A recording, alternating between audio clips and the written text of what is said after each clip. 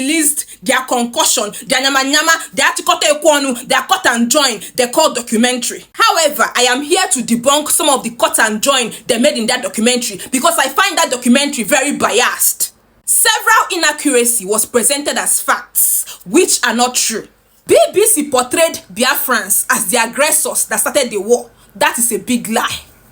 Number 1, Biafra was not a rebel nation. It was a sovereign nation that was formed due to Gowon's inability to protect the people of the old eastern region. Ndi Igbo were victims of political tussle. They were massacred in numbers in pogroms. And when they have had enough and they wanted to leave, you label them rebels. Same people that you could not protect. Easterners were never the aggressors. They were fighting for their survival, for survival. According to historians, the first shot of the Nigerian Civil War was fired by the 1st Division of Nigerian Army under Colonel Mohammed Shua.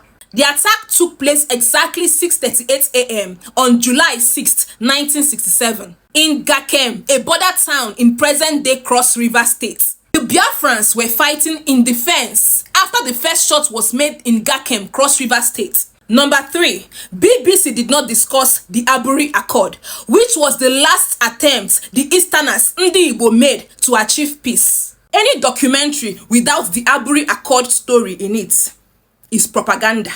Number 4, BBC did not highlight the food blockade and the shooting down of relief materials that led to the starvation and the death of over 3 million Biafrans.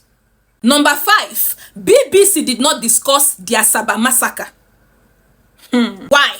Because the Asaba massacre is indeed a strong proof that it was a genocide, ethnic cleansing against Ndi Igbo. Number 7, according to the classified UK blog, as you can see here, they admitted that the British secretly backed and armed Nigeria's aggression towards Biafra. However, BBC left out this part. Okwifuru Ndi Igbo invest in the media. Invest in the media.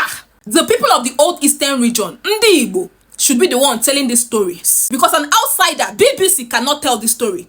And lastly, BBC did not highlight that one of the reasons why they fought was because the oil wells was in the eastern region. If the oil wells was in another region, they wouldn't have cared because they didn't even care enough to protect the Easterners when they were being massacred in pogroms.